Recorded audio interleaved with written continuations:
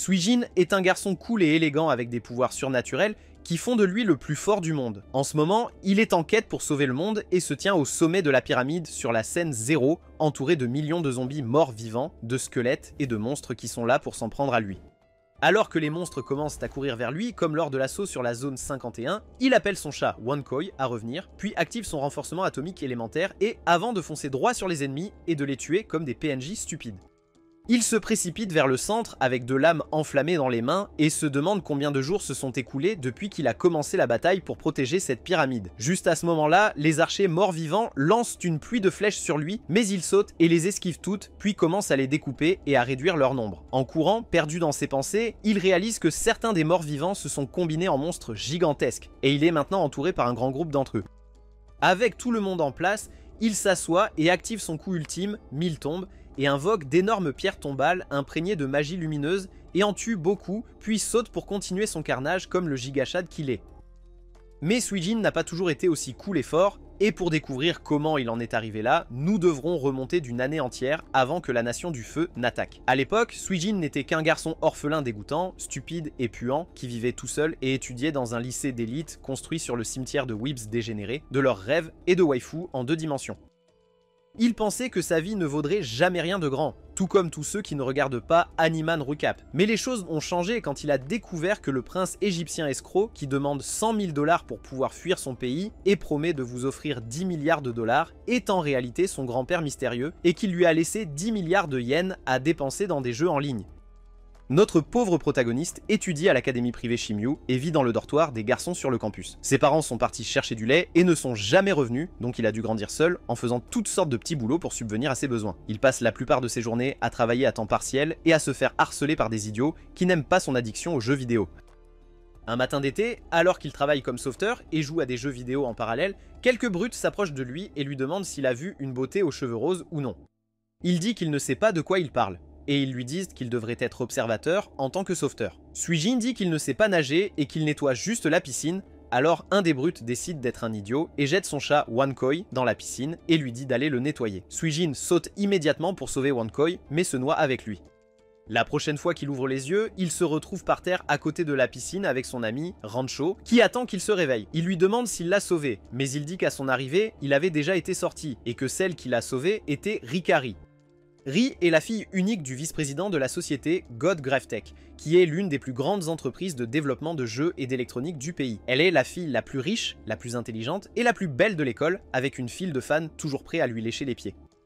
Mais avant de continuer, prenons un moment pour apprécier le fait que Rancho lui raconte tout cela en tenant sa petite amie dans ses bras comme un Rizzlord, et laissez un like sur la vidéo pour que nous puissions obtenir un Rizz Boost de Rancho le Rizzler. Suijin repense à la dernière chose dont il se souvient avant de se noyer, et se rappelle avoir été embrassé par une beauté aux cheveux roses et devient rouge au visage comme un simp. Une nuit, alors qu'il travaille comme agent de sécurité, il tombe sur un couple désagréable essayant de s'amuser dans le cimetière à côté du campus de l'école. Il leur demande s'il peut se joindre à eux, mais finit par les effrayer et devient triste d'avoir perdu une autre chance de perdre sa virginité. Après avoir nettoyé le désordre qu'ils ont laissé, il s'assoit à côté d'un lampadaire avec son équipement de jeu habituel, d'où il vole de l'électricité pour jouer toute la nuit. Le jeu Dungeon Sentry est la prochaine tentative de Blizzard pour vous dépouiller de tout votre argent et de votre avenir financier en faisant un MMORPG pay to win basé sur les compétences, et Suijin est à fond dedans. Étant le joueur puant et en sueur qu'il est, Suijin joue à ce jeu chaque nuit depuis le jour de sa sortie et a monté bien plus de niveaux que nécessaire pour terminer les étapes finales. Sans limite de niveau, il joue maintenant avec un personnage de niveau 180 nommé Gwyn, ne portant rien d'autre qu'un gilet, une écharpe, un sous-vêtement et un casque stupide sur la tête. Sans équipement de haute qualité, il est devenu une légende urbaine comme le nudiste d'Elden Ring qui peut vaincre en solo un dragon ultime de niveau 99 en quelques secondes avec son bâton stupide. Tout le monde pense qu'il est vraiment cool, mais en réalité, c'est juste un pauvre gamer en sueur sans argent à dépenser pour son jeu préféré, alors il le joue toute la nuit comme un geek. Après avoir tué le dragon ultime, il décide de vérifier un nouveau donjon pour trouver des monstres à cultiver. En regardant autour de lui, il entend une mignonne aux cheveux roses courir en criant comme si elle était poursuivie par un monstre champignon puant. Elle utilise son sort d'eau sur le monstre, mais ça ne fait rien parce que tout le monde sait que le type plante est plus fort contre le type eau Pokémon. Suijin décide de montrer ses compétences et saute avec ses attaques de glace et physique et bat facilement le monstre. Après avoir été sauvée, la fille s'approche de lui et se présente comme une joueuse de niveau 11 appelée Rei et lui demande son identifiant de jeu. Mais avant qu'il ne puisse dire quoi que ce soit, son ordinateur s'éteint et il lève les yeux pour voir que le câblage du lampadaire est en train de lâcher. Après cela, Wonkoi regarde son idiot alors qu'il décide de grimper au lampadaire pour réparer le câblage. Mais il voit alors la beauté aux cheveux roses de l'école, Rei, ouvrir les fenêtres de sa chambre dans le dortoir des filles qui se trouve de l'autre côté du mur du cimetière. Il commence à la fixer comme un pervers, mais son ami, Maki, le fait tomber du poteau en lui lançant un oreiller, pensant qu'il est un harceleur louche. Le lendemain matin, en nettoyant les fenêtres de l'école dans le cadre de son travail à temps partiel, il voit Rei assise sur le banc avec sa colocataire en train de jouer à son jeu préféré sur son ordinateur portable. Il jette un coup d'œil à l'écran et réalise qu'elle est la personne derrière le niveau 11 Rei qu'il a sauvé la nuit dernière et devient vraiment excité. Pour la première fois de sa vie, c'est une vraie fille mignonne derrière un ami de jeu, au lieu d'un homme désagréable, gros et d'âge moyen. À ce moment-là, Ranchu le surprend en train de fixer Rei comme un fanatique et lui dit que tomber amoureux c'est bien, mais qu'il doit savoir qu'elle est quelqu'un d'encore au-dessus des étoiles, car tout le monde à l'école l'idéalise, donc il devrait faire attention à ce qu'il vise. Plus tard dans l'après-midi, en jouant au jeu dans sa chambre de dortoir, il reçoit une demande d'ami de Rei et devient vraiment excité avec cette énergie de mâle bêta fanatique. Après cela, pendant plusieurs mois, ils jouent ensemble au jeu et deviennent de très bons amis dans le jeu. Mais un jour, Rei dit qu'elle se demande à quoi il ressemble dans la vraie vie, et Suijin se demande s'il est possible qu'ils deviennent amis dans la vraie vie aussi, car il est toujours occupé avec ses stupides petits boulots, et il est un étudiant pauvre sans famille, et ils vivent pratiquement dans des mondes différents. Il souhaite que ses jours continuent pour toujours, où il peut passer du temps avec elle dans le jeu, mais tout change un jour lorsque la Nation du Feu attaque. Un soir, tous les joueurs du jeu reçoivent une notification disant que ce jeu, Dungeon Century, sera interrompu. Suijin devient vraiment déprimé et le lendemain matin, il erre sans but dans l'école, se sentant comme si sa vie était terminée. Avec la fermeture des serveurs du jeu, ses aventures avec Rei prendront fin et il redeviendra le perdant solitaire qu'il a toujours été. Il passe sa journée à travailler à ses petits boulots et à trimer dans la dépression, comme vous tous dans la section des commentaires, jusqu'à ce que la nuit tombe. D'un autre côté, le vice-président Yuki s'assoit avec sa fille, Ri, et lui donne une boîte spéciale. Il lui dit de la garder en sécurité et que si quelque chose de mauvais devait arriver, il veut qu'elle suive les instructions à l'intérieur de la boîte. Ri demande ce qu'il entend par là et il dit que c'est juste une mesure de précaution et que rien ne va se passer. Il explique ensuite que Dungeon Century a terminé son rôle de prototype et qu'un nouveau jeu qui va changer ce monde est sur le point de commencer. Puis il se retourne et dit qu'elle doit être triste parce qu'elle a enfin trouvé un ami qu'elle aimait dans le jeu et Ri devient rouge comme une tomate. Après cela, son père sort et se rend à son bureau pour assister à quelques réunions concernant l'annonce du nouveau jeu. Plus tard dans la nuit, Ri se connecte au jeu et attend que Gwyn se connecte également. Assise dans la taverne, elle entend parler d'un objet caché dans le jeu appelé Fleur de la chanson du soir qui peut exaucer n'importe quel vœu. Les joueurs qui en parlent plaisantent, se demandant s'ils pourraient empêcher les développeurs de fermer les serveurs s'ils le trouvaient et rient de cela. Quelque temps plus tard, Suijin se dépêche vers son lampadaire et se connecte au jeu pour rencontrer Rei. Elle dit qu'il ne reste qu'une semaine avant que les serveurs ne soient fermés, alors elle veut passer autant de temps que possible à explorer avec lui. Suijin prend une dose de copium et pense que pour elle, il n'est qu'un autre ami en ligne dans l'un des jeux auxquels elle joue et c'est tout ce qu'il est pour elle. Une fois le jeu terminé, il ne pourra plus jamais la rencontrer ainsi et se sent triste. Il se promène et parle du jeu et avant de se déconnecter, Ri lui parle de la fleur du chant du soir et dit qu'elle veut la trouver avant la fin du jeu, quoi qu'il arrive. Étant le gamer transpirant et fanatique qu'il est, Suijin dit qu'il le trouverait avec elle et ils se promettent de le faire avant que le serveur ne ferme. Pendant ce temps, le GGT annonce le lancement du prochain grand jeu MMO en ligne appelé Gravebuster. Les joueurs seront des pilleurs de tombes qui chasseront divers trésors cachés à chaque étape. Et pour aspirer leurs âmes, le jeu aura un nouveau système où votre force financière sera également votre force ultime. Ce qui signifie essentiellement que c'est du capitalisme. Et si vous êtes pauvre, alors bonne chance. Plus un joueur dépense d'argent dans le jeu, plus il devient fort. En dehors de cela, tous les joueurs qui s'inscrivent pour jouer recevront une console spéciale gratuite appelée Seabay, qui est spécialement conçue pour jouer à Gravebuster. Tout comme ça, une semaine passe, et le jour arrive où Dungeon Century célèbre son grand événement final. Ri se connecte et attend que Wynne vienne l'aider à trouver la fleur de la chanson du soir, mais le temps passe et il ne vient pas. D'un autre côté, Suegon passe toute sa journée à faire des petits boulots et se sent déprimé. Pendant ce temps, le vieil homme Yuki est assis dans son bureau, regardant son jeu se terminer en préparation du chef-d'œuvre de sa vie, Gamebuster, qui prendra le relais. Tous les objets et la monnaie de Dungeon Century seront transférables à Gamebuster, donc les anciens joueurs auront déjà un avantage sur les nouveaux venus. Mais ce que Yuki espère, c'est que quelqu'un trouve l'objet caché avant que les serveurs ne ferment. Ria se promène dans le champ des fleurs chantantes et commence à chercher l'objet caché par elle-même. Mais ensuite, un joueur ressemblant à un monstre devient fou et gâche tout l'événement en tuant d'autres joueurs et en volant tout leur équipement. Ils arrivent bientôt sur le champ des fleurs chantantes et attaquent Ria également. Elle essaie de se défendre, mais l'avatar de l'ennemi se transforme en monstre tentaculaire et nous savons tous ce que cela signifie pour les filles d'anime. Pendant ce temps, Suegon est en retard à cause d'un petit accident en chemin, mais finit par se mettre devant son ordinateur et se connecter. Il va à la taverne pour trouver Rei, mais l'endroit est détruit. Et d'un message enregistré, il découvre que Rei est parti seul chercher la fleur. Il traverse la ville détruite et finit par arriver sur le champ de fleurs de chanson et trouve Ria allongée par terre, tout son équipement sophistiqué disparu. Il la prend dans ses bras et regarde tristement vers le bas, les larmes aux yeux, alors qu'elle s'excuse de ne pas avoir pu trouver la fleur pour lui, tout en tenant une fleur tordue et cassée dans ses mains. Les larmes de Win tombent sur la fleur et soudain elle commence à briller et s'épanouit en une fleur de chanson du soir. Ils la regardent tous les deux avec émerveillement, mais ensuite le monstre tentaculaire attrape Ri et lui déchire la poitrine, faisant d'elle le premier membre chibi du gang des Donuts morts. Pendant ce temps, Suegon tombe avec la fleur de chanson du soir dans ses mains alors que les serveurs se ferment et que le jeu prend fin pour toujours. D'un autre côté, une bombe rousse entre dans le bâtiment GGT et pénètre dans la chambre du vieil homme Yuki. Elle s'assoit sur sa table avec une arme pointée sur sa tête chauve et dit que, parce qu'il est un collègue, elle serait triste de l'abattre.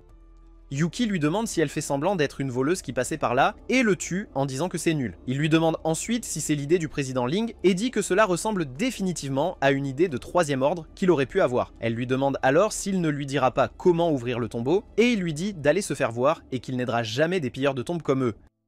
Avec cela, la fille appelle son nom et le désigne comme le dernier gardien de tombe, et le remercie pour tous ses services avant de l'abattre. Le lendemain matin, Suegon se dirige vers l'école avec son vélo cassé et remarque Wang Koi courant dans le brouillard. Il l'appelle et voit Raa tenant le chat dans ses bras et le caressant. Il passe silencieusement à côté d'elle, mais elle dit alors que c'était lui qui l'a protégée dans le jeu tout ce temps et demande s'il lui permettrait de le remercier. Il dit qu'il ne le mérite pas parce qu'il n'a rien pu faire quand c'était important et qu'il n'est même pas arrivé à temps comme promis. Elle dit que ce n'est pas grave et demande s'il la protégerait dans le nouveau jeu, Grave Robber, et il devient vraiment excité de l'entendre et dit qu'il le fera et finit par casser le guidon de son vélo, ce qui l'a fait rire de son pauvre maladroit. Plus tard dans la matinée, le bâtiment GTC est entouré de voitures de police et de barricades alors qu'ils enquêtent sur le meurtre du vice-président Yuki. Suegon se sent extrêmement choqué lorsqu'il apprend cela de Rancho pendant son cours et court vers le dortoir de Rii parce que son père vient de mourir. Il rencontre Maki à la porte et elle lui dit que des gens de l'entreprise sont venus plus tôt pour la chercher car il y a beaucoup de paperasse et d'arrangements à faire pour les funérailles, donc elle serait absente pendant un certain temps.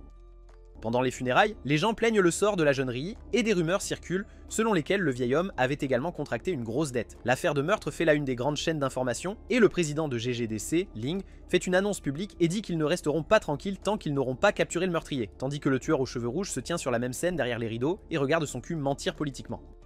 D'un autre côté, Suyin regarde les nouvelles sur le net et en regardant le portrait de Yuki, il a un flashback de quand il jouait avec lui petit et dit qu'il le connaît de quelque part. Quelques jours plus tard, Rii appelle Suyin pour qu'il vienne lui rendre visite chez elle. Après avoir échangé des salutations, elle sort la boîte violette et la lui donne avec une lettre dessus. Suyin le prend et commence à lire et découvre que c'est une lettre de son père, Yuki, lui demandant de donner la boîte à Suyin. Il l'ouvre pour voir ce qu'il y a à l'intérieur et trouve un cibé à l'intérieur. Il met son doigt sur l'écran et cela lance une séquence d'identification et le connecte en tant que Riku Suyin, lui demandant d'attendre pendant que le système démarre. Il se demande pourquoi le vieil homme voudrait qu'il ait cette console, puis Rii lui dit qu'elle n'est pas réellement la fille biologique de Yuki. Elle a été adoptée quand elle était très jeune et ne sait rien de son vrai père. Juste à ce moment-là, une voiture noire arrive et sa domestique vient lui dire qu'elle a des invités. Rii s'excuse et sort, trouvant deux hommes lui demandant si elle est la fille de Yuki.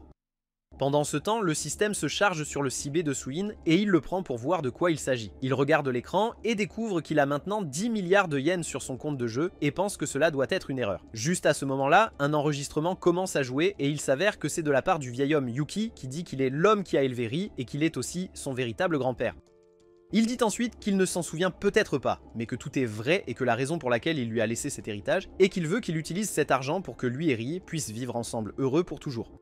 Suyin commence à rougir comme le simplet qu'il est et commence à rêver que Rii est sa femme. Mais ensuite, Yuki dit qu'il y a une autre chose importante qu'il devrait savoir aussi. Les vrais parents de Rii étaient des amis avec le même objectif, mais les ennemis les ont devancés et les ont assassinés. C'est pourquoi il a adopté Rii comme sa propre fille pour la protéger, mais maintenant qu'il est parti, il veut qu'il utilise cet héritage pour la protéger.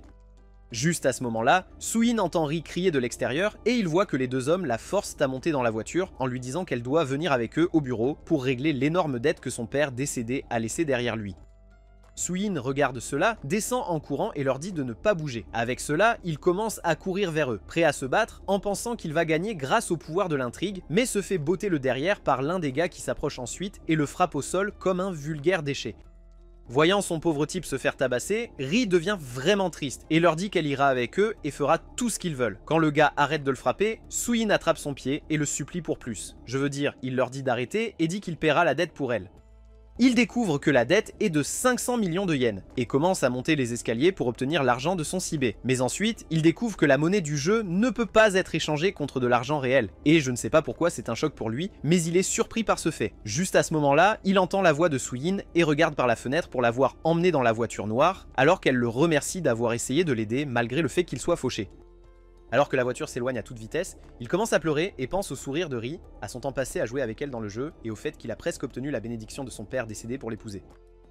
Avec la puissance du simping et un intense désir de perdre sa virginité, il décide de les poursuivre à vélo. Les hommes dans la voiture disent que c'est bien qu'il ait pris une bonne raclée et que cela aurait dû ramener son cul délirant à la réalité, mais ensuite ils l'entendent les poursuivre sur son vélo en criant le nom de Ri comme un canard enragé. Ri baisse la fenêtre et le regarde. Il dit qu'il la sauvera quoi qu'il arrive et elle dit qu'elle l'attendra.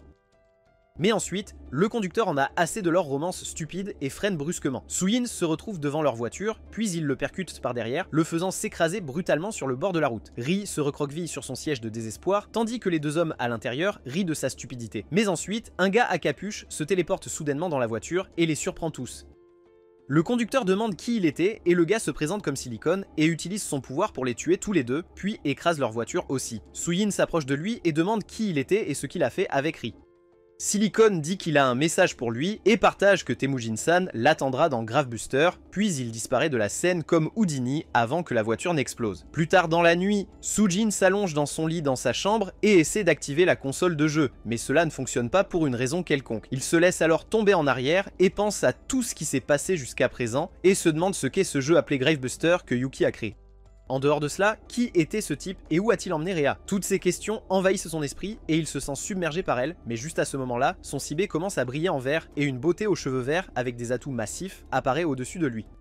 Il est surpris et lui demande qui elle est et pourquoi elle est là, et elle dit qu'elle est Twinstar et qu'elle est là parce qu'il l'a appelée en tant que son maître. Il dit qu'elle s'est trompée de numéro de chambre, mais Twinstar dit que non, puis les téléporte tous les deux à l'intérieur de Gravebuster au niveau 34. Après avoir été téléporté, il regarde autour de lui et se demande si c'était Gravebuster, puis la regarde, se sentant étourdi sur le sol. Juste à ce moment-là, elle est enveloppée de fumée et se transforme en deux petites créatures mignonnes. Et Sujin se demande si c'est sa vraie forme. Pendant ce temps, 3 autres joueurs apparaissent sur la même scène, mais loin de Sujin. Ils se préparent à piller le trésor et commencent à explorer l'endroit, tandis que Sujin taquine Twinstar, se demandant ce qui se passait. À ce moment-là, une créature massive en forme de pyramide sort du sable et demande qui a perturbé son sommeil. Avec cela, nous sommes téléportés à la scène d'introduction du jeu et apprenons le mythe de la création. Il y a longtemps, une déesse toute puissante a créé ce monde. Après cela, elle a donné sa propre vie pour créer de nombreuses autres vies et est devenue vraiment épuisée. Avec tout en place, elle a décidé de se plonger dans un sommeil éternel à l'intérieur du tombeau impérial et sa mort a laissé derrière elle un grand pouvoir et son nom était déesse Bango. De retour à l'emplacement de Sujin, l'apparition de la pyramide massive effraie Twinstar et ils se transforment en leur version numérique et entrent dans son Sibé. Une fois à l'intérieur, il se présente comme les guides de ce jeu et lui souhaite bonne chance avant de s'enfuir. La pyramide entend cela et dit qu'il ne le laissera pas partir, et maintenant, il va le tester pour voir s'il est digne de devenir un gardien de tombe. Sa mission est de repousser tout intrus à ses côtés et de protéger la scène contre eux. Mais ensuite, il regarde en bas et remarque Sujin s'éloigner en disant qu'il se fiche de lui autant que vous, spectateurs, vous fichez de votre vie sociale. Il dit qu'il n'a pas le temps pour toutes ces bêtises, mais ensuite la pyramide dit que cela doit signifier qu'il ne se soucie pas de Rikurea et ne veut pas la sauver. Il dit que s'il ne réussit pas le test, il ne pourra pas la sauver, et cela rend Sujin vraiment furieux, et il se retourne pour lui demander comment il le savait. Juste à ce moment-là, un énorme rayon d'énergie passe derrière lui et se dirige vers la pyramide, évitant de justesse que son cul puant ne se transforme en joue de porc grillé. Heureusement, l'attaque manque sa cible et passe à côté de la pyramide, et Sujin lui demande ce que c'était. D'autre part, nous voyons les 3 joueurs d'avant viser la pyramide à distance. Le blond sexy dit à son jeune frère et au sniper, qu'ils ont raté, mais que le prochain coup sera réussi à coup sûr. Après cela, elle dit à la petite fille, Fairy, d'aller de l'avant et de servir de distraction pour les ennemis. De retour à Sujin, la pyramide dit que les pilleurs de tombes ont déjà commencé à attaquer et qu'il doit le vaincre s'il veut réussir ce test. Sujin dit d'accord, puis lui dit de commencer déjà, et la pyramide lui dit de se préparer.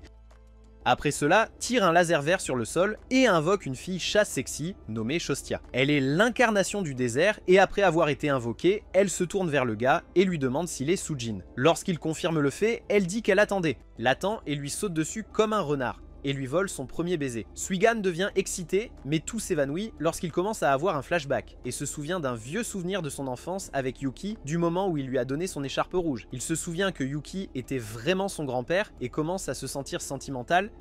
Shostia dit qu'ils ont réussi à briser le sceau sur ses souvenirs et devient vraiment heureux. Et juste à ce moment-là, la pyramide prend la parole aussi et dit qu'il est temps de révéler sa véritable forme. Soudain, le compartiment supérieur de la pyramide s'ouvre et de l'intérieur, Rikuyuki sort en flottant sur une bouée. Il se présente comme son grand-père et dit que bien qu'il ait eu de nombreuses identités dans la vie réelle, sa seule véritable identité a toujours été d'être le grand-père de Suigan. Juste à ce moment-là, Phoebe utilise sa capacité d'invocation de cartes, cœur de mille pattes, et envoie une multitude d'insectes répugnants vers la pyramide. Pendant ce temps, Furen lance une série d'explosions sur l'emplacement avec son épée explosive, puis monte sur l'un des mille pattes vers Suigan. Ils pensent tous au trésor et aux récompenses qu'ils gagneront à ce stade, et disent qu'ils seront riches après cela, et se préparent à tirer un autre coup d'énergie sur la pyramide. Pendant ce temps, Yuki explique qu'il allait donner que le vrai Yuki à sauvegarder dans ce jeu avant de mourir dans la vie réelle. Ils courent tous à l'intérieur de la pyramide et Yuki l'emmène au cockpit du gardien conçu spécifiquement pour ce niveau caché, le géant gardien Yuki 34. Il prépare ensuite le géant à s'activer et attend pendant que Furen attaque la pyramide avec une puissante attaque de coupe de son épée, la coupant en deux. Mais il s'avère qu'en réalité, la pyramide s'est simplement ouverte pour révéler le véritable géant gardien souterrain. Le géant gardien sort, détruit instantanément quelques mille pattes et effraie Furen avec sa grande énergie D. D'autre part, Rei se réveille d'un cauchemar où elle échoue à sauver Suigan de la noyade l'autre jour et se retrouve enfermée dans une cellule avec une jeune fille qui la surveille. La fille lui jette une robe et lui dit de se préparer pour la purification, puis l'emmène à un étang avec quelques sirènes qui l'aident à prendre un bain. De retour sur le champ de bataille, Suigan et Shostia sont à l'intérieur du géant gardien, mais ils sont toujours aussi novices qu'à l'extérieur. Ne sachant pas comment le contrôler, ils se font bombarder par les mille pattes et Furen, et elles pensent que ce n'est qu'un gros tas de ferraille. Pendant ce temps, Suigan et Shostia ont du mal à encaisser toutes les attaques. Et Yuki repense à l'origine du monde et explique que les gardiens de tombes et les pilleurs de tombes se battent pour le tombeau de la déesse depuis plus de 1000 ans maintenant. Mais à l'origine, les deux camps avaient les mêmes pouvoirs. Il dit ensuite que les gardiens de tombes existent pour contrer les pilleurs de tombes qui veulent répandre la destruction et s'approprier le pouvoir de la déesse, et qu'il est de leur devoir de protéger les tombes, le pouvoir et le monde. Mais au fil du temps, le nombre de gardiens de tombes n'a cessé de diminuer au point qu'il n'en reste maintenant qu'une poignée. Pendant ce temps, Eiyu a fini de charger son canon et tire un autre énorme rayon Kamehameha sur le géant gardien, réussissant à abattre l'une de ses jambes. Le géant tombe au sol et Shostia s'en inquiète, mais Suigan semble avoir un plan. Il lui dit de sortir d'abord le canon à longue portée. Le géant se met en position avec son arme, tandis que Shostia prend en charge le visé et le tire. Suigan scanne la zone, localise l'emplacement d'Eiyu et Phoebe et lui dit de prendre son temps pour viser, puis de les viser. Avec tout en place, Shostia tire le coup et il lance un puissant faisceau d'énergie rouge sur Eiyu. Il commence à crier comme un bébé et se fait pipi dessus, mais ensuite, le faisceau d'énergie est réfléchi par un tas de cartes en diamant et retourne frapper le géant à la place. Il s'avère que c'était l'œuvre de Phoebe. Elle dit qu'il est temps de contre-attaquer et active la carte d'hypnose du club. Avec cela, elle lance un tas de trèfles en l'air et le sort prend le contrôle de l'esprit de Shostia, qui commence à tirer sur les trèfles en l'air sans réfléchir. Elle utilise tellement cette capacité qu'il ne leur reste plus qu'un seul tir, mais Suigan l'arrête à temps et la maîtrise. Pendant ce temps, Furen et les mille pattes continuent d'attaquer le géant, et certains des robots mille pattes parviennent même à entrer dans le robot et commencent à l'endommager de l'intérieur. Juste à ce moment-là, Phoebe appelle Furen et lui dit de se mettre à l'abri car Eiyu est sur le point de tirer le plus gros pet de son canon énergétique que le monde ait jamais vu. À l'intérieur, Suigan se retourne pour demander de l'aide à Yuki, mais le voit allongé sur le sol, prêt à rendre son dernier souffle. Il lui demande ce qui se passe, et Yuki dit qu'il n'était que les données du vrai Yuki et que son temps touche à sa fin, donc il ne devrait pas être triste. Cela dit, il dit à Sujin de protéger la tombe de Bengo et affirme que la protéger est le seul moyen de sauver Ri également, puis il dit qu'il est le dernier des gardiens de la tombe avant de disparaître dans des effets numériques. Sujin se sent extrêmement triste d'avoir perdu son grand-père juste au moment où il avait retrouvé ses souvenirs de lui et commence à crier comme un protagoniste d'anime. Et avec cela, son écharpe commence à briller aussi, indiquant que l'armure scénaristique est activée. Il élabore un plan, confie à Twin et Star la tâche de contrôler la frénésie de tir sous l'emprise mentale de Shastia. Après cela, il monte sur l'un des 1000 pattes pour sortir du robot et se précipite directement vers Phoebe depuis le ciel. Ferran essaie de le rattraper pour voir qui il était, mais se fait bêtement piéger alors qu'il signale à Twin et Star de faire tirer Shastia sur les clubs devant lui et abat Ferran avec. Après cela, il place quelques cartes en diamant réfléchissantes sur le chemin et fait en sorte que le rayon d'énergie se réfléchisse sur elle et touche Phoebe et l'élimine aussi. Il se tient ensuite dans les airs sur l'une des cartes réfléchissantes et fait douter Eiyuu de ses yeux. Il dit qu'il pensait que tous les gardiens de la tombe étaient partis, mais il dit que le dernier est encore en vie. Eiyuu monte sur son canon et le tire sur Sujin, mais il utilise une autre carte Uno Reverse et fait refléter le rayon d'énergie sur Eiyuu, l'éliminant également. Après cela, il retourne vers le géant et Shastia dit qu'il a réussi l'examen et qu'il est maintenant le dernier gardien de tombe. Elle dit qu'il a pu le faire seulement parce qu'elle et les étoiles jumelles l'ont aidé, mais elle dit qu'il a fait un excellent travail, puis elle lui dit au revoir car son but est accompli. Avec cela, elle lui fait un câlin et toute la scène avec le géant et Shastia disparaît en particules numériques et Sujin tombe dans un gouffre sombre de vide numérique. Mais une fois qu'elle s'en va, une folle aux cheveux roses armée d'un pistolet apparaît derrière lui et dit qu'elle se demandait qui elle allait affronter, mais il s'avère que ce n'est qu'un petit bébé. Elle dit qu'il n'est pas le dernier gardien de tombe et que c'est son droit, et elle l'abat avec son fusil. Après avoir été abattu par elle, Sujin est déconnecté du jeu et se téléporte de retour dans son lit. Il vérifie sa poitrine pour voir la blessure par balle, mais elle guérit rapidement et il redevient normal. Il reçoit ensuite un appel sur son Seabay et le prend pour voir de qui il s'agit. Le gars de l'autre côté de la ligne se présente comme Temujin du clan des totems et lui dit qu'il l'attendra dans Gravebuster avant de raccrocher. Après cela, Sujin reçoit une image de lui montrant Ri allongé sur le lit, se sentant totalement vulnérable, et il commence à s'inquiéter pour sa sécurité et son bien-être. Avec la sortie de Gravebusters, le monde entier s'est maintenant lancé dans cette tendance folle. Être un chercheur d'or et Monsieur Gros Porte-Monnaie est la nouvelle tendance, et nous voyons de nombreux débutants se connecter avec des centaines de milliers de yens pour acheter du bon équipement et l'utiliser pour attirer l'attention des filles. Le lendemain, dans le jeu au niveau 35, Mines d'Or, nous voyons Phoebe et son groupe rencontrer leur chef autoproclamé, Wild Wolf le Kringle Lord, et appeler leur équipe les Chasseurs d'Or. Ils sont un groupe de joueurs qui ciblent spécifiquement les débutants et les traquent pour tous leurs objets en or. Ils attendent à un point chaud et surveillent de nouvelles proies et finissent par se retrouver avec une équipe de canetons dodus courant dans de nouveaux équipements. Le gros type abat un monstre et gagne de l'or, et tandis que tout le monde le couvre de louanges, Phoebe s'approche d'eux avec Ferran et dit qu'ils ont trouvé un grand trésor dans les mines plus loin, mais que les monstres les ont attaqués et maintenant, elle a peur.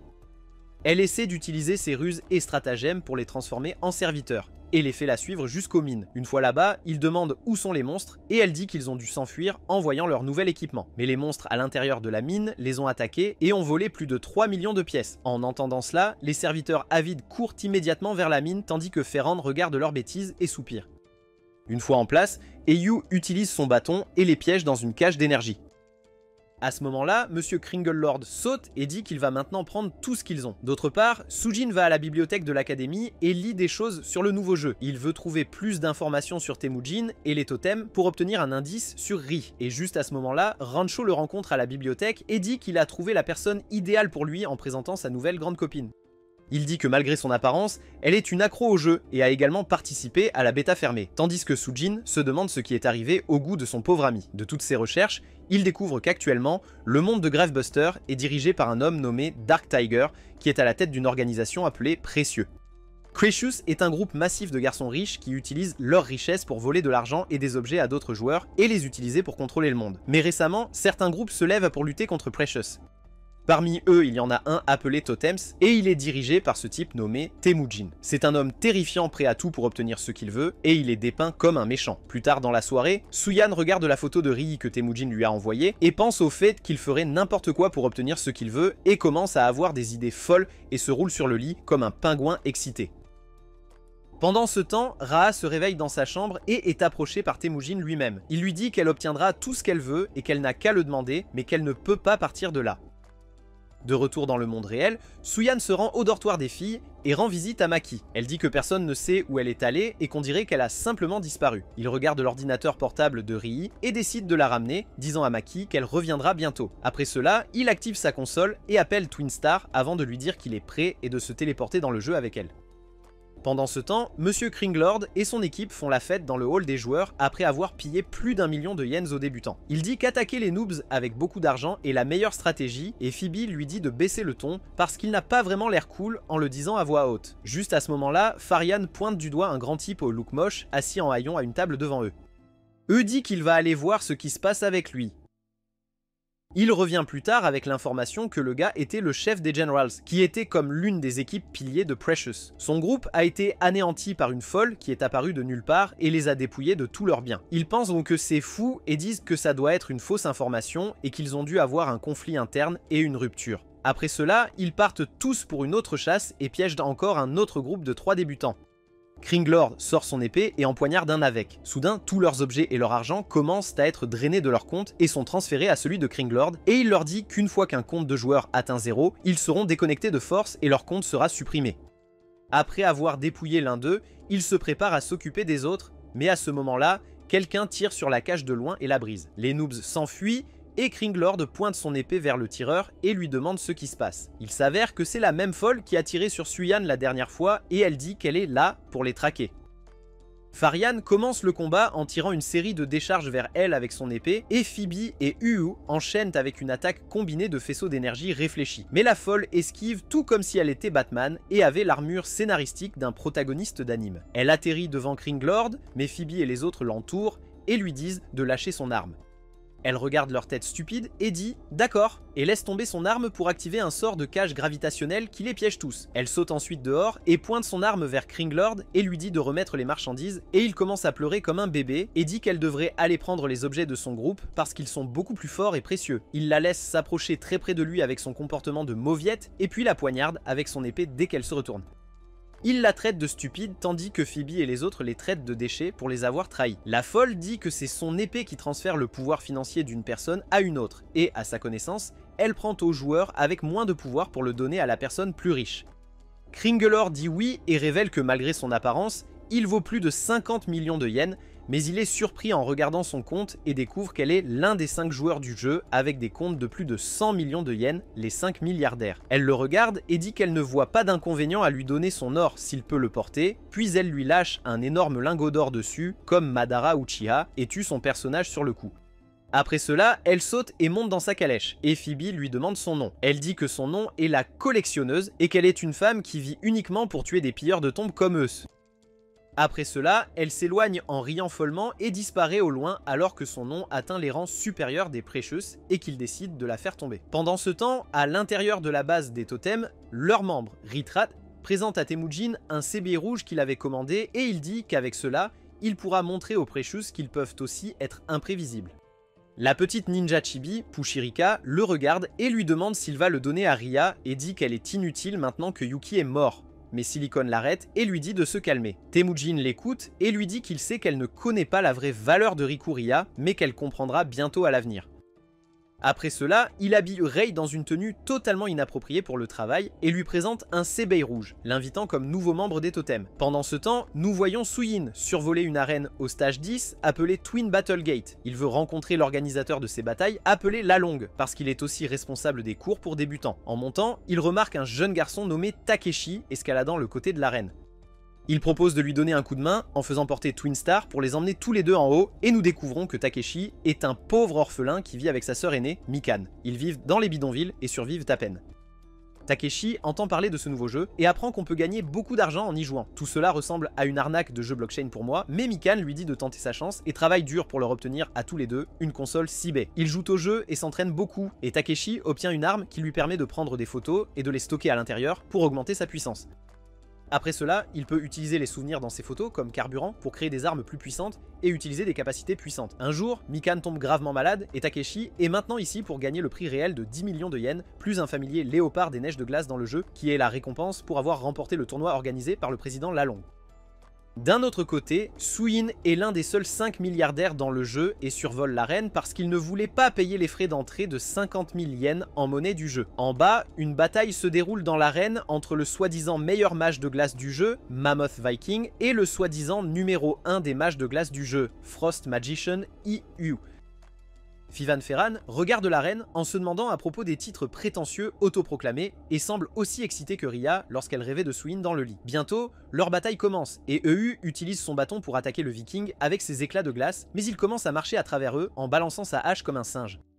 Les choses semblent mal tourner pour EU, mais en réalité, il essaie d'appâter le viking pour qu'il crée beaucoup de fragments de glace et se tienne au centre afin qu'il puisse utiliser sa magie pour le geler avec tous les morceaux brisés et gagner le combat. Pendant que tout cela se joue dans sa tête, Twin Stars demande à Takeshi son avis sur qui va gagner et Takeshi dit qu'aucun d'eux ne gagnera parce qu'il est lui-même et utilise son album pour s'équiper d'une armure. Takeshi tombe sur EU et l'assomme instantanément. Après cela, il défie le viking et les commentateurs disent que selon le règlement officiel, si un intrus défie les participants, il devient également participant. Avec cela, Takeshi et Suyin sont inscrits comme participants et leur bataille avec le viking commence.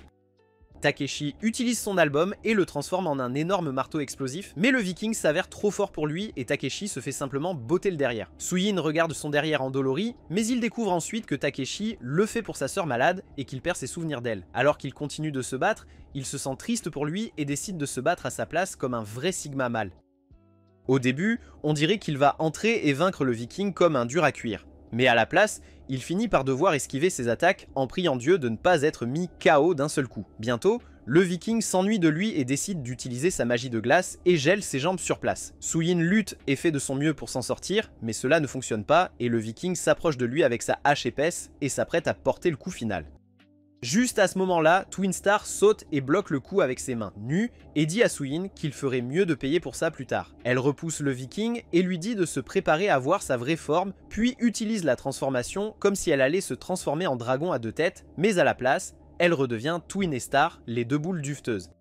Le viking les trouve mignons et les attrape dans ses mains, mais Takeshi intervient et les sauve en disant qu'il sait qu'un héros sauve les filles et qu'il a encore la volonté de se battre. En entendant le petit morveux parler comme un adulte, Twin Star se sent heureuse et se transforme de nouveau en Twin Star. Elle remercie Takeshi de les avoir sauvés, puis se transforme pour de vrai cette fois et se change réellement en dragon à deux têtes. Le président Laolong vérifie ses documents et confirme qu'elle est une bête familière humanoïde de haut niveau ultra rare, connue sous le nom de dragon de jade à deux têtes de classe. Tout le monde se demande comment un amateur comme Suijin a réussi à apprivoiser un familier de si haut niveau, et Twin Star décide de terminer rapidement en mettant fin à la bataille, en tirant sur le viking avec son souffle d'émeraude, le transformant en cristal avant de le réduire en poudre et de revendiquer la victoire. Avec cela, il gagne le tournoi et Suijin donne tous les prix à Takeshi et décide de se rendre à l'étape suivante où il entrera dans le cours pour débutants, organisé par le président Laolong. D'un autre côté, le président se demande qui est Suijin et s'inquiète si elle est une compagne de la folle qui a participé seule à tout ce tournoi il y a longtemps en pensant aux collectionneurs. Suijin se rend ensuite à l'endroit pour le cours des débutants et rencontre deux nouveaux joueurs qui sont également là pour le cours. Il essaie d'être amical et les salue tous les deux, mais le type aux cheveux violets l'ignore comme le prétentieux qu'il est, tandis que le gros amateur de musique semble le reconnaître comme le pauvre gamin qui travaille toujours à temps partiel dans sa classe. Il s'avère que son nom est Cha et qu'il est le président du conseil des élèves, ainsi que le camarade de classe de Suijin, mais il ne se souvient pas de lui parce qu'il dort toujours en classe, ou travaille à l'extérieur, donc il n'a pas vraiment beaucoup d'amis en dehors de Rancho et de son ami imaginaire, Timmy.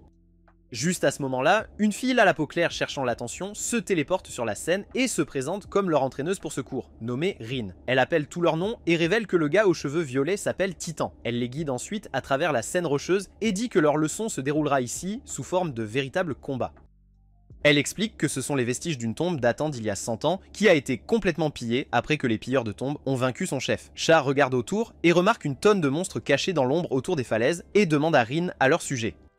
Elle dit qu'ils s'appellent des singes des tunnels et explique qu'ils sont assez rapides et intelligents. Pour leur leçon, ils doivent tous les vaincre et Cha suggère qu'ils travaillent ensemble. Mais Titan regarde son pauvre cul et dit qu'il le fera à sa manière. Juste à ce moment-là, il se retourne et remarque un groupe de singes des tunnels courir vers eux. Les monstres leur sautent dessus immédiatement, mais Rin les repousse tous avec son combo à la Sanji et commence à expliquer les bases du jeu. Elle dit que chaque personne qui s'inscrit dans le jeu reçoit un objet unique, appelé leur objet Buster, et ce sont vos armes.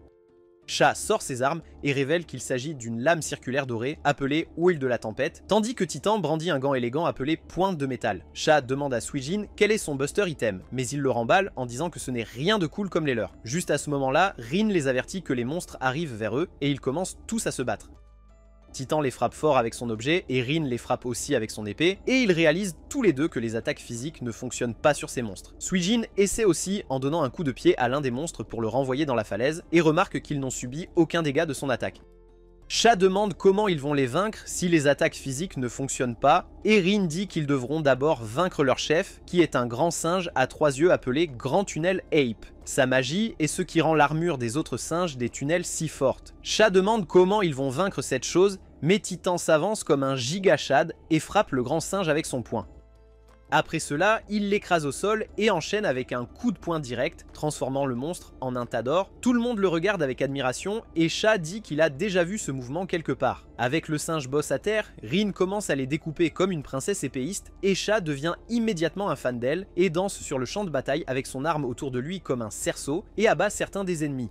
Aussi. Comme ça, il dégage bientôt toute la zone et Suijin demande si cela signifie qu'ils ont réussi le cours pour débutants. Sha commence à se plaindre et dit qu'il veut être commandé davantage par Rin, comme le simplet qu'il est, mais Rin dit que pour terminer ce cours, ils doivent la vaincre et leur lance des couteaux kunai.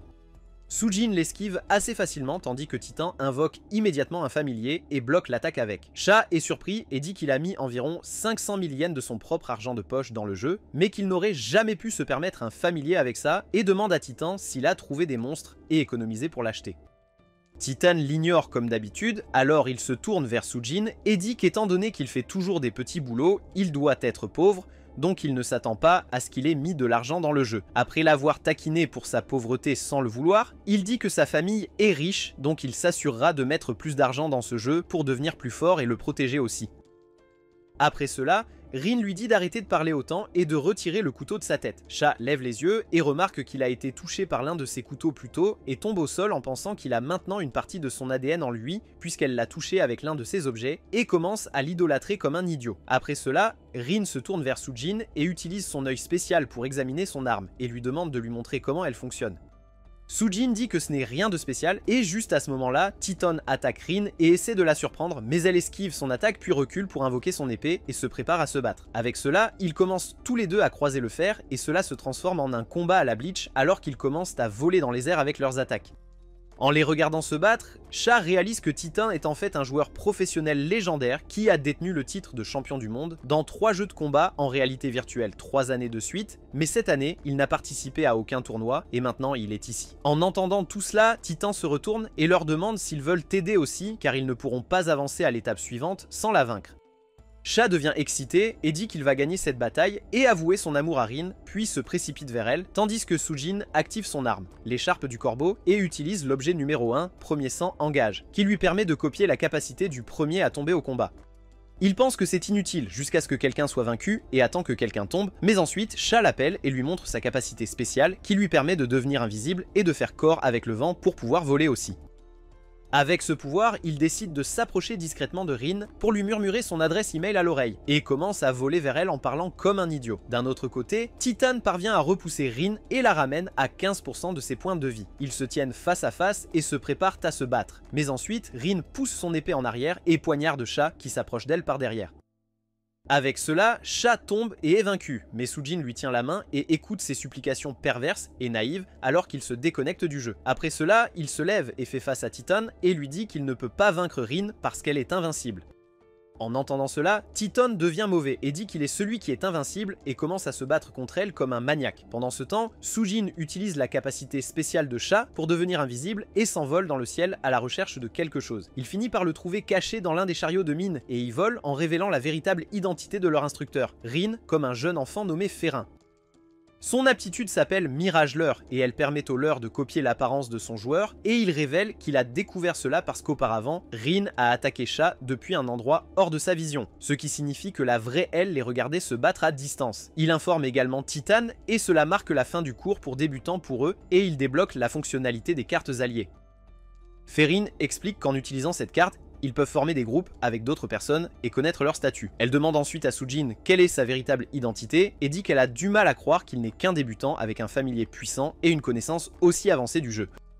Il dit qu'il pourrait lui dire plus tard et commence à s'éloigner, mais ensuite Titan saute et l'attaque avec son poing en disant qu'il veut savoir à quel point il est vraiment fort. Sujin esquive l'attaque et s'enfuit avec Ferin dans un bâtiment au loin et lui demande pourquoi elle ne se défend pas. Elle explique qu'après avoir utilisé son mirage leurre, elle ne peut pas se battre pendant un certain temps, puis lui demande pourquoi il l'a aidé à s'enfuir.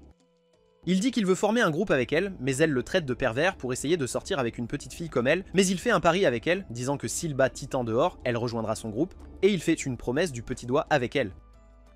Juste à ce moment-là, Titan fait irruption dans le bâtiment et les frappe tous les deux avec son énorme poing métallique. Il décide de passer en mode berserk total, mais Sujin l'arrête en libérant sa technique et en utilisant l'aptitude de Sho, l'homme du vent. Avec cela, il utilise un peu de manipulation du vent et crée un camouflage avec des feuilles pour se battre contre lui.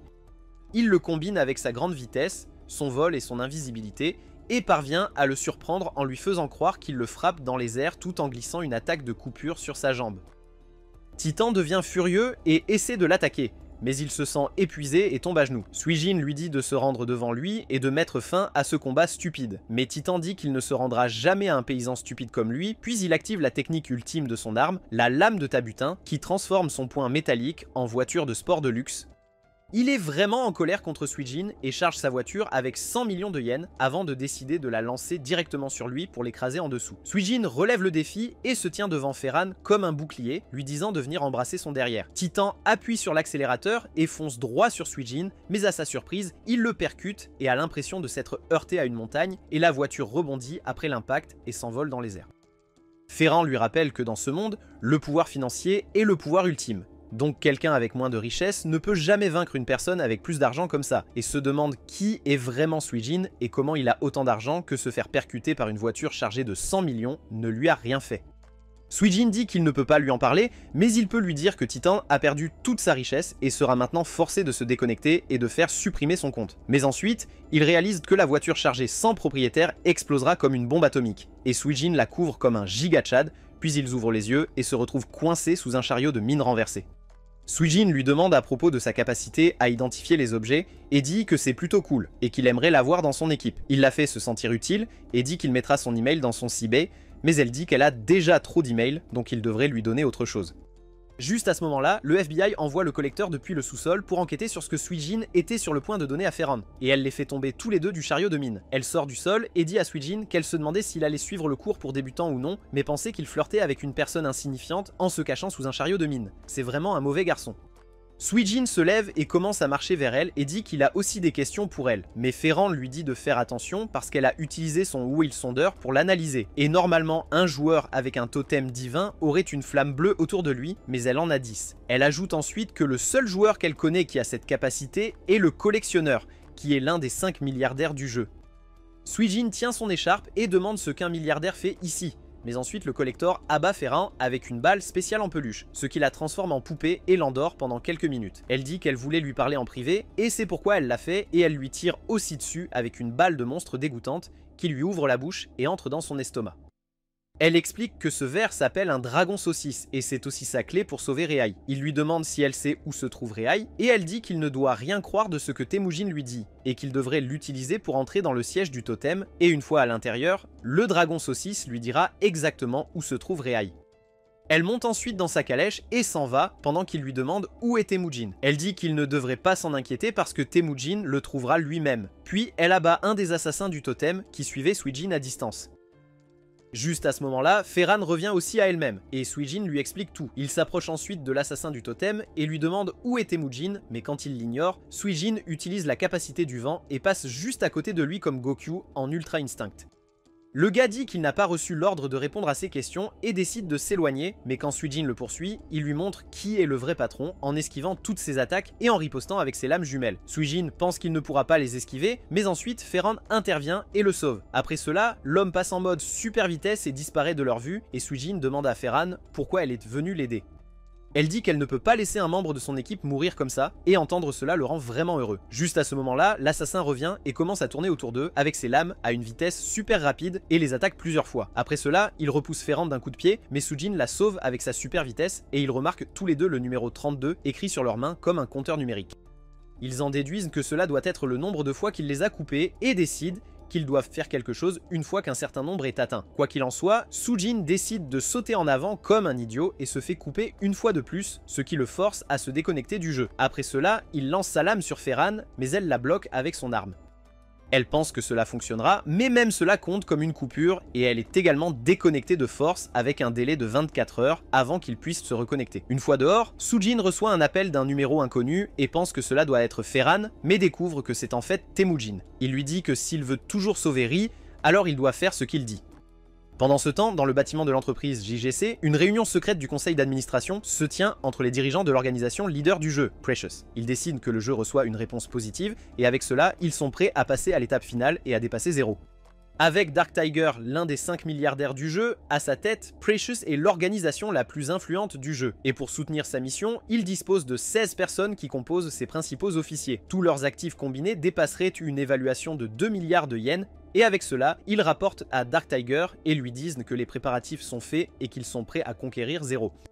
Dark Tiger leur demande des nouvelles du festival sur la scène 18 demain, et ils disent qu'ils ont déjà envoyé par email des anneaux de transfert à tous les joueurs. Mais ils ont une préoccupation majeure, à savoir que le compteur pour les gardiens de tombe est soudainement passé de 0 à 1, ce qui signifie qu'un autre gardien de tombe est apparu. En entendant cela, Dark Tiger leur ordonne de trouver et de tuer ce gardien, quoi qu'il en coûte. Lors de l'appel, Temujin dit à Sujin qu'il garde Ri en otage, donc il ne devrait pas s'inquiéter pour sa sécurité. En plus de cela, un festival aura bientôt lieu sur la scène 18. C'est un festival pour ceux qui ont terminé chaque étape du jeu, et aussi un tour préparatoire pour conquérir la scène 0.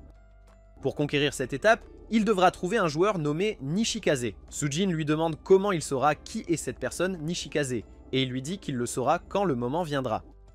Avec cela, il coupe l'appel et le laisse frustré comme d'habitude, avec plus de questions que de réponses. Le lendemain matin, Sujin se réveille et remarque une foule de garçons rassemblés autour d'une jeune fille devant le dortoir des garçons. Il se demande de quoi il s'agit et s'ils étaient juste en train de la draguer, mais il découvre ensuite que cette petite fille n'est autre que Ferran, et quand elle l'appelle à l'aide, tous les autres garçons regardent le pauvre Sujin et commencent à le traiter de tricheur malchanceux et de double jeu, et lui lancent des regards de mort. Sujin la sauve et l'emmène au café de l'académie, et ils parlent de leur équipe nouvellement formée. Ferran commande une tonne de nourriture d'une valeur d'environ 20 000 yens et regarde son pauvre cul s'inquiéter de l'addition tout en étant un joueur à 10 milliards de yens. Juste à ce moment-là, des brutes entrent et se moquent de lui pour avoir quitté Ri pour une personne de basse condition et l'appellent pauvre et paysan. Mais Ferran se lève et dit qu'il vaut plus de 100 millions de yens dans Gravebuster et leur dit d'arrêter de le harceler. Sujin pense que même si c'est vrai, tout cet argent ne vaut rien dans la vraie vie, mais ensuite il découvre qu'il peut utiliser sa monnaie numérique en jeu pour payer la nourriture au café et cela le stupéfie. Il utilise sa CB et paie pour la nourriture, et les brutes sont surprises lorsque la serveuse dit qu'elle ne peut pas donner le montant total de son solde de compte parce qu'il est plus grand que ce que la machine peut afficher. Après avoir nourri son pauvre cul avec 2 bols de ramen instantanés, il ramène Ferran dans sa chambre, récoltant encore plus de regards de mort sur son chemin et quelques cibles sur sa tête de la part du FBI également. Mais une fois à l'intérieur, il lui dit que son objectif est de sauver cette fille nommée Ri et qu'elle a été kidnappée par Temujin des Totems. Ferran dit qu'elle va l'aider en tant que coéquipière, puis ils se connectent tous les deux au jeu. Ils arrivent tous les deux au niveau 10 avec les 2 arènes et trouvent beaucoup de gens rassemblés là. Ferran dit qu'il va y avoir un événement qui commence bientôt et que c'est l'un des principaux endroits pour obtenir des annonces. Ils s'assoient tous les deux dans une taverne et Ferran commande encore plus de nourriture, comme si elle essayait de rivaliser avec Lucky dans une compétition de nourriture. Assis là, Sujin entend des gens autour de lui parler de l'apparition d'un autre milliardaire dans le jeu qui s'amuse avec Precious et Totem. Et Sujin pense qu'il parle de lui. Il commence à se sentir comme un Yonko et dit que peut-être il est temps de révéler son identité en tant que 6e milliardaire, mais ensuite ces gars commencent à marcher vers lui et il commence à paniquer. Mais à sa surprise, ils l'ignorent tous et passent juste à côté de lui pour sortir et regardent dehors pour voir une flotte de pigeons lâchant des anneaux dorés sur les joueurs. Il s'avère que ce sont des anneaux de transfert pour aller à l'étape 18 où le festival va se tenir, et une fois que tout le monde en a un, ils se téléportent instantanément. Sugin et Ferran décident d'y aller aussi, et ainsi ils arrivent sur la scène. De l'autre côté, Dark Tiger est assis sur son trône et commence la conquête de l'étape 18. Il a l'intention d'utiliser les joueurs plus faibles comme bouclier de chair pour franchir cette étape, et les surveille comme un prétentieux seigneur des ténèbres pendant que les monstres de l'étape commencent à le déchiqueter. Il parle ensuite à l'un de ses officiers, Bashida, et lui dit de se débarrasser des petits poissons pour qu'il puisse aller directement au gardien du boss de l'étape. Bashida utilise une combinaison d'éclairs en chaîne avec son épée et évapore instantanément tous les mobs stupides de la scène en une seule attaque, surprenant tout le monde. Une fois les petits monstres éliminés, la scène invoque son gardien de boss qui s'avère être un puissant hémomancien nommé Aslan. Au loin, nous voyons l'assassin masqué d'avance se tenir à côté d'une fille aux cheveux violets en observant le champ de bataille. La fille s'avère être Nishikaze et ils reçoivent l'ordre de Temujin d'attendre là pour l'arrivée du dernier gardien. De retour sur le champ de bataille, les joueurs décident de s'en prendre à Aslan et commencent à l'attaquer tous en même temps, abattant instantanément un de ses bras. Mais ensuite, Aslan commence à se régénérer comme un vampire et son bras se reforme à partir du sang autour d'eux. D'autre part, Sugin observe la bataille du haut d'un pilier, mais il remarque alors une fissure dans l'espace au-dessus de lui et se retourne pour voir de quoi il s'agit, et aperçoit les cieux avant de recevoir un coup de genou en plein visage de la part de Nishikaze. Il lui demande ce qui ne va pas chez elle, et elle dit que son boss lui a dit de l'attendre, mais qu'elle s'est ennuyée, alors la voilà. Ferran lui dit qu'elle est forte, et Sugin découvre aussi qu'elle est la Nishikaze que Temujin lui a dit de rencontrer. Il lui demande quel était leur objectif, et pourquoi ils avaient kidnappé Ria, mais elle dit qu'elle s'en fiche, et est sûre qu'il aimerait la rencontrer aussi. Après cela, elle utilise son pouvoir et crée un miroir qui se connecte à la chambre de Ria. Sugin peut la voir, mais il ne peut pas lui parler, et Ria ne peut pas le voir non plus, mais il se sent heureux de savoir qu'elle va bien. Juste à ce moment-là, Nishikaze l'attaque à l'improviste, mais il esquive en arrière, et elle dit que son patron lui a dit qu'il était fort, alors elle voulait le voir par elle-même. Elle utilise ensuite sa compétence d'analyse et scanne son objet Buster, et confirme qu'il s'agit de la vague de Rikuyuki. En attendant, Aslan s'amuse à tuer des joueurs comme des PNJ qui meurent en tant que dommages collatéraux, et il invoque sa légion de moustiques sanguinaires qui attaquent également les joueurs. Après avoir tué les joueurs, il les transforme en sang et absorbe toute leur essence avec son hémomancie pour devenir encore plus fort. Juste à ce moment-là, il remarque une lumière rouge brillant au sommet d'un pilier et saute en disant que c'est la vague et le sang qu'il attendait et confronte Sugin. Il pointe son bâton vers son visage et dit qu'il a reçu l'ordre de le suivre, puis transforme son bâton en une petite clé avant de la donner à Sugin et de lui dire que c'est la clé de l'étape 0, mais avant d'y aller, il doit passer le test final. Il rassemble alors tout le sang autour de lui et se transforme en sa forme finale, le Bouddha sanglant. Il leur montre alors un de ses points vitaux et demande à Sugin s'il sait ce que c'est. Sugin demande si c'est comme son point faible ou quelque chose du genre, et il dit que c'est vrai et qu'ils devront le détruire pour le vaincre, mais c'est aussi là que son grand-père a scellé le dernier de ses souvenirs. Donc, une fois qu'il l'aura vaincu, il retrouvera ses souvenirs de l'étape 0 et pourra alors s'y rendre. Sugin accepte le défi et s'avance tout en activant son écharpe de corbeau. Nishikaze explique que son objet Buster lui donne 7 gemmes avec 7 capacités différentes. Les gemmes qu'il obtient lors de l'activation sont mélangées au hasard, et elle n'est toujours pas sûre de ce que fait chaque gemme, mais nous savons déjà à propos de la première gemme bleue qui lui permet de copier les capacités du premier ennemi à tomber au combat. Sugin souhaite qu'un puissant joyau soit sélectionné et devient heureux lorsqu'il s'avère être le joyau rouge. Aslan lui demande de montrer le véritable pouvoir de son booster item, puis le frappe au sol. Nishikaze s'échappe de là avec Ferran, et nous découvrons que Sugin a bloqué l'attaque avec une épée appelée Ravenblade. Aslan dit qu'une lame est inutile contre son corps qui peut se régénérer, mais Sugin révèle qu'il s'agit en fait du Bankai d'Ichigo, et cela triple également sa vitesse en plus d'être extrêmement tranchant. Il coupe alors rapidement et les laisse tomber dans la mare de sang. Il le regarde alors d'en haut et remarque qu'il essaie de se régénérer en absorbant le sang autour de lui et décide de l'achever avant qu'il ne puisse finir. Ils sautent, ils attaquent avec des coups de sabre, mais Aslan le bloque et le renvoie, puis il se renforce encore plus en faisant pousser quelques bras supplémentaires et en se transformant en monstre. Il commence alors à lancer des décharges d'énergie de ses mains, et Sugin essaie de riposter, mais il le frappe violemment et le renvoie en arrière, brisant son épée au passage. Il révèle ensuite le symbole du lotus sur le dessus de sa tête, et explique que dans 80 secondes, s'il n'est pas capable d'atteindre son noyau, tout le sang dans son corps explosera et il mourra. Sugin regarde son épée et réalise qu'une sorte de fumée spéciale en sort. Il remarque qu'il s'agit d'oxygène concentré et l'utilise pour remplir tout le champ de bataille, ce qui donne à tous les autres joueurs de la zone un bonus temporaire de statistiques. Avec cela, il les attire tous à attaquer Aslan et à se faire vaincre par lui. Mais cela ne fait pas partie de son plan. Il fait ensuite utiliser à Aslan son attaque ultime, Dragon Plasma, et une fois les 80 secondes écoulées, il le fait absorber tout le sang du joueur vaincu, mais au lieu de guérir, son corps éclate en une mare de sang rouillé et Aslan est vaincu.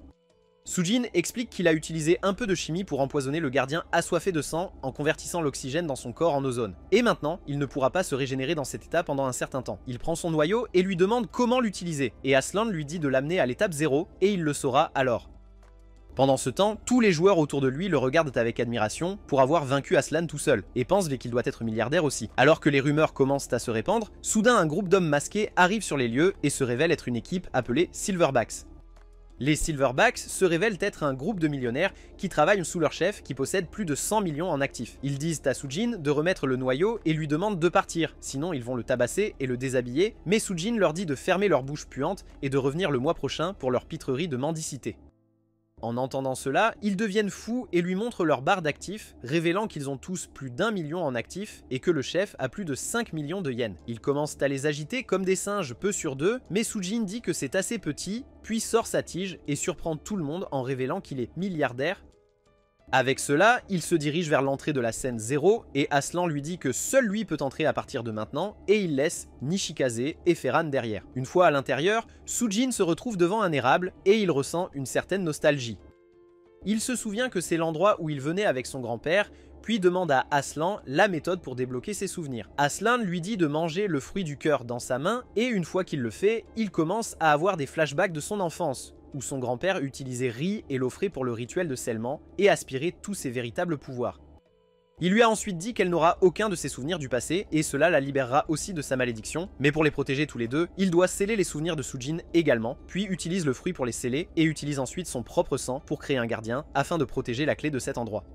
Ce gardien s'avère être Aslan, et une fois le flashback terminé, Aslan félicite Sujin d'être devenu le dernier gardien et dit que sa mission est accomplie et qu'il peut maintenant reposer en paix. Après cela, il lui donne un nouvel équipement en cadeau d'adieu et le laisse partir. D'autre part, les gars de Silverback contactent leur chef avec plus de 100 millions en actifs et lui parlent de l'apparition d'un milliardaire. Ils lui disent qu'il est près de l'entrée de la scène 0 et leur patron leur dit de garder sa connexion avec Precious secrète, puis tire sur Suyeon à distance en utilisant sa capacité de tir de canon à l'échelle de la carte. Tout le monde regarde l'attaque se diriger vers l'entrée et découvre qu'il s'agit d'une attaque super puissante au-delà de leurs mesures. L'attaque se rapproche de plus en plus de Furen et Nishikaze, mais à ce moment-là, Suyeon sort du portail et bloque l'attaque d'une main. Il explique que son nouvel équipement fait que ses points de vie sont presque autant que ceux de tous les joueurs combinés sur cette scène, et puis il dit que cette attaque était sûrement puissante, car elle a réussi à enlever 1/5 de ses points de vie. Après cela, il demande à Nishikaze de le laisser parler à Ri et lui dit de l'attendre, et que dans quelques jours, il la sauvera et tout redeviendra normal. D'autre part, Silicon se tient à côté de Ri et lui dit que dans 5 jours, le stade 0 s'activera, et si tout se passe bien, il la transférera à Suyeon comme promis. Après cela, Nishikaze dit à Suyeon qu'elle va l'emmener à Temujin maintenant et ils commencent à marcher vers son portail. Mais ensuite, le chef des Silverbacks, Monkey, saute et commence à attaquer les joueurs dans la zone. Il interpelle le 6e milliardaire et lui dit de venir le combattre, sinon il tuera tous les paysans ici en son nom, et invoque également un gigantesque singe doré pour les écraser tous au sol. Suyeon se sent coupable et saute pour le combattre, mais Monkey le met en position et lui tire dessus avec une décharge super puissante. Mais juste avant qu'il ne puisse tirer, le gars masqué de totem se précipite et change la direction de son tir en frappant ses bras, et sauve Suyeon. Il s'approche ensuite de lui et le soigne en utilisant son titre de docteur, et Nishikaze explique qu'il s'appelle Purple et qu'il est l'un de leurs meilleurs membres. Monkey se sent encore plus excité d'avoir des adversaires forts à combattre et il commence à se battre contre eux tous et révèle qu'il est l'un des meilleurs joueurs proches de devenir milliardaire et montre que ses actifs s'élèvent à 999 999 999. Il commence à leur tirer dessus avec une mitrailleuse, mais 2 autres membres de Totem interviennent et forment une barrière de bois glacée autour d'eux pour maintenir leur défense. À l'intérieur, Suyeon leur demande si Monkey ne deviendra pas milliardaire en battant simplement un petit monstre comme en obtenant une pièce de plus. Mais ils disent que dans Gravebuster, vos actifs sont plafonnés juste en dessous d'1 milliard, et pour dépasser cette limite, ils doivent obtenir un titre de Lone Star qui est très unique et rare et personne ne connaît vraiment les conditions pour en obtenir un. Cela arrive juste au hasard. Dans le cas de Purple, il a un titre super rare de docteur, qu'il a obtenu en fabriquant plus de 10 000 potions de guérison au hasard. Dans le cas du magicien du bois, il a obtenu son titre en maîtrisant tous les éléments magiques du jeu. Ils expliquent ensuite qu'en devenant milliardaire, les joueurs peuvent créer une règle unique pour leur personnage, et un exemple de cela est le collectionneur ayant plus de 10 objets boosters. Suyeon se souvient qu'il a obtenu son titre en devenant le dernier gardien de tombe grâce au sebaï que son grand-père lui a donné, mais il ne sait pas quelle capacité spéciale il a obtenu avec. Ils lui disent ensuite qu'actuellement, il y a 10 joueurs qui sont proches de devenir milliardaires et que Monkey est une élite parmi eux car il a atteint ce statut dès la première année de la bêta fermée. Mais il essaie d'obtenir son titre d'étoile solitaire depuis et a tué des millions de joueurs dans l'espoir de l'obtenir. En gros, c'est un singe fou de combat. Suyan dit que même si c'est vrai, il ne peut pas rester là et laisser le singe faire ce qu'il veut, car il doit aller sauver Ri. Selon le contrat passé avec Totem et son grand-père, il doit agir en tant que dernier gardien de tombe et protéger le stade 0 de la conquête, tandis que tous les autres joueurs, y compris Precious, vont s'opposer à lui et essayer de le conquérir. Il active alors sa capacité, et cette fois, il obtient le joyau violet, qui lui donne essentiellement une super vitesse en utilisant son ombre, et un Sharingan avec un super ordinateur dans son cerveau. Grâce à ces avantages, il sauve tout le monde dans la barrière et se prépare à combattre Monkey. Mais Nishikaze les arrête tous les deux, et dit à Monkey que s'il cherche quelqu'un à combattre, elle peut le laisser rencontrer son patron, Temujin, qui est aussi l'un des 6 milliardaires. Monkey devient excité par cette offre, et dit à Suyan qu'il ne veut pas l'offenser, et même s'il est aussi milliardaire, Temujin a également Totem, donc le vaincre lui rapporterait plus de récompenses. Et avec cela, ils décident tous de se diriger ensemble vers la base de Totem pour rencontrer Temujin, le Giga Chad. Et c'est ainsi que se terminent les saisons 1 et 2 de Jinno Guardian.